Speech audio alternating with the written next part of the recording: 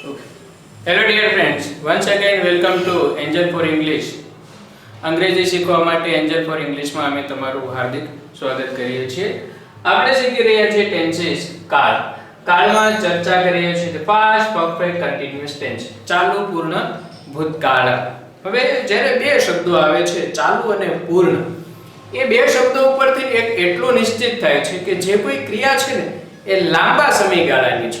એક વખત થઈ પૂરી થઈ ગયેલી કે ટૂંકા સમયગાળા દરમિયાન પર્ટિક્યુલર પોઈન્ટ દરમિયાન ચાલુ હતી, એના ઉપર ફોકસિંગ નથી આપણું. ચાલુ પૂર્ણ કાળ કોઈ પણ વર્તમાન ભૂતકાળ કે ભવિષ્યનો યુઝ ત્યારે કરીએ છીએ કે કોના ઉપર વજન દઈને આપણે કહેવા માંગીએ છીએ કે આ જે તે ક્રિયા આટલો સમય સુધી ચાલી, કે ચાલી છે, ચાલી હતી કે ચાલશે, રાઈટ? લોંગ ટાઈમ છે, પીરિયડ છે, એ બહુ મહત્વનો બની જાય છે. હવે એ ચાલુ પૂર્ણ વર્તમાન કાળમાં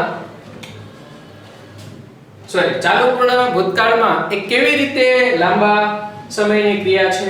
આપણે માની લઈએ કે તમે આ એન્જલ ઇન્સ્ટિટ્યૂટ છે, એન્જલ ક્લાસ છે, આ ક્લાસમાં તમે 6 વર્ષ સુધી ટીચિંગ કરાવ્યું છે એવું આપણે માની લઈએ. હા, 6 years સુધી તમે અંગ્રેજી આ એન્જલ ક્લાસની અંદર ઇન્સ્ટિટ્યૂટમાં ભણાવ્યું છે. એ કયા 6 વર્ષ દરમિયાન? તો કે 2-3 વર્ષ પહેલાની આ વાત છે. આપણે એવું માની લઈએ કે 2005 to 2011, 2005 થી 2011 સુધી તમે આ ક્લાસની અંદર ભણાવ્યું છે. હવે જ્યારે વાત નીકળશે કે હા ઓ એન્જલ ક્લાસ, હા ત્યાં મેં 6 વર્ષ સુધી અંગ્રેજી ભણાવેલું છે, તો મેં 6 વર્ષ સુધી અંગ્રેજી ભણાવ્યું હતું કે મેં 6 વર્ષ સુધી ત્યાં અંગ્રેજી ભણાવતો. હું 6 વર્ષ સુધી એન્જલમાં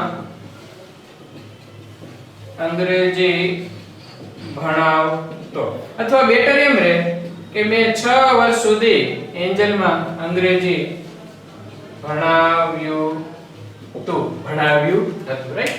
તો ભૂતકાળની આ છે ક્રિયા કેવી છે? લાંબા સમયની, 6 વર્ષ સુધી ચાલેલી ક્રિયા છે. ઓકે, ઇંગ્લિશમાં શું લખશું હવે? I had been teaching English in Angel for 6 years.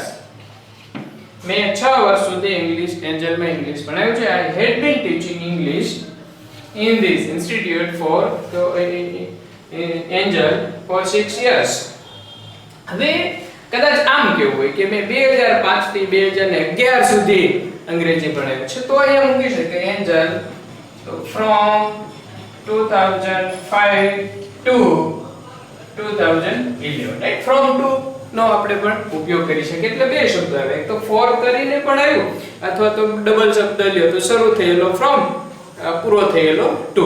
લાંબા સમયની આ ક્રિયા છે. તમે પણ કોઈ જગ્યાએ કે આ કંપનીમાં મેં આટલા વર્ષ સુધી સેવા આપી, તો I had been working with this company for 6 years, for 2 years, લાંબા સમય સુધી, રાઈટ?